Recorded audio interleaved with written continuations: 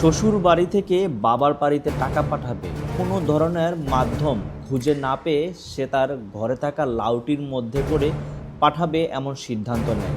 তার পরবর্তী সেই লাউটি সুন্দর করে এক সাইড দিয়ে কেটে সেটার মধ্যে সে সেই টাকাগুলো রাখছে। আর এই দৃশ্যটি দূর থেকে তার ননদিনী দেখে ফেললো, যে দেখছে ভাবি কি করছে। খুব সতর্কতার সহিত লুকিয়ে লুকিয়ে সে লাউটির মধ্যে টাকা ঢুকিয়ে সেটিকে একটি পলিথিনে ভরে তারপরে কিন্তু বাবার বাড়ি পাঠানোর জন্য প্রস্তুতি নিল।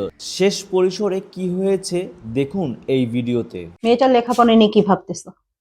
হ্যাঁ, দেখি কি করা যায়। মা, কি হয়েছে? বাবা, তোমাদের কিছু কথা বলতে আসছি। কি মা? হাঁপাচ্ছিস কেন বল? বললাম না চুপচাপে আসছি তো দতিয়া, তাই জন্য। শোনো ভাবি, ভাবি তো ভাইয়া সব টাকা নিয়ে যেতেছে। তাই বলি ভাইয়া যে টাকা পয়সা ইনকাম করে সেগুলো যায় কই? ভাবি ওই যে কি জানো লাউ আছে না, লাউয়ের ভিতরে কাইটা কাইটা ওই টাকা পয়সা সব ওইটার ভিতর ভইরা তারপর তার ভাইয়া দিতেছে। কি বলিস তুই? হ্যাঁ হ্যাঁ, এই কি বলো? চলো তো দেখি। চল তো দেখি। আর তো এই জায়গায় দাঁড় করে রাখছিস কেন? একটু নাস্তা পানি করি চল। আজকে কিছু খাওয়া লাগবে না, তুই এই নে লাউটা নে, মাইক গিয়ে দেখ। আচ্ছা তারপরে মাওই মাদের সাথে না, দেখা করা লাগবে না, তুই যা তো, আরেকদিন দেখা করিস। কি ব্যাপার? হ্যাঁ, তোমার হাতে কি?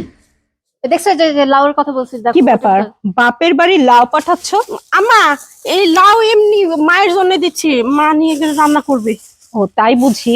তো আমার তো আর লাউ গাছ নাই, তাই না? ধর তো, কত টাকা!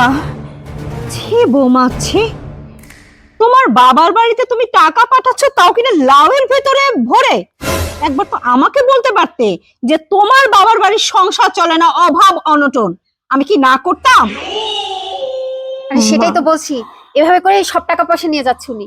বাবা অসুস্থ, আমার ভাইটার পড়াশোনার খরচ চালাতে পারে না, সংসারেও অভাব, তাই কিছু টাকা দিছি ভাইকে।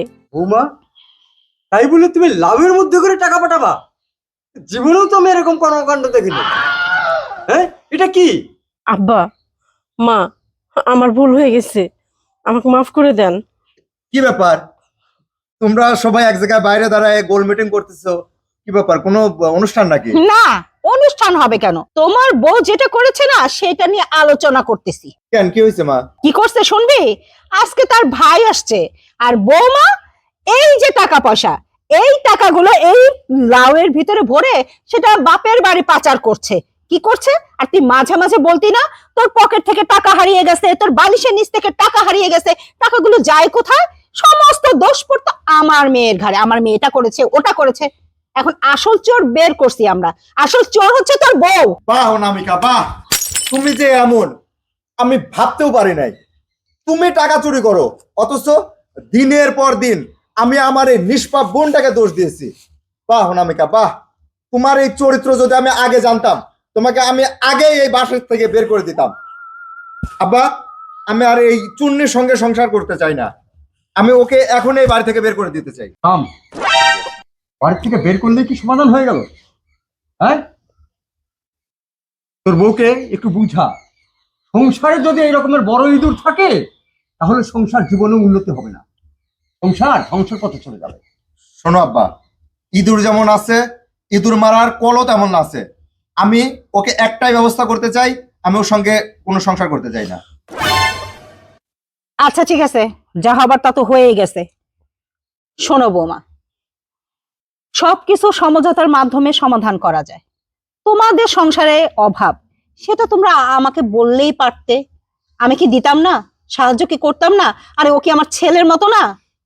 কেন যে অহেতুক এভাবে চুরি করে টাকা পাঠাও আর এভাবে সংসারে অশান্তি ডেকে আনো, আমি সেটাই বুঝি না। মা, আমার এই ভাইটার না কোনো দোষ নাই, যা করছি আমি করছি, ওকে কিছু বলবেন না। ভাই যাস না। শোনো বৌমা, যে কোনো জিনিস চিন্তা ভাবনা করে করতে হয়। আমি তো তোমার বাবার মতো নাকি? তোমার শাশুড়ি তো মায়ের মতো।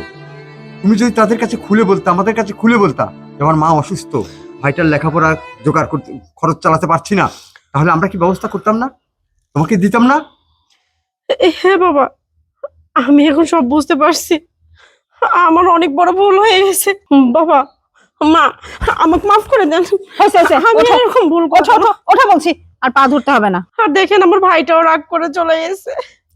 আচ্ছা ঠিক আছে, ঠিক আছে, রাগ করে চলে গেছে, আরেকদিন ডেকে নিয়ে আসা যাবে। চলো, রাসেল, ঘরে চলো। অনামাকে নিয়ে ঘরে যা, আর এটা নিয়ে গ্যাঞ্জাম করিস না, মানুষ শুনলে খারাপ বলবে। যাও, এরকম ভুল আর কোনোদিন করো না। আমার আর ঘরে যেতে ইচ্ছা করছে না, যাও তুমি ঘরে যাও। এই শোন, একটা প্রবাদ আছে, রাগলি কি হেরে গেলি। এত রাগ ভালো না, যা অনামিকাকে নিয়ে ঘরে যা। আসো আমরাও ঘরে যাই। হ্যাঁ চলো।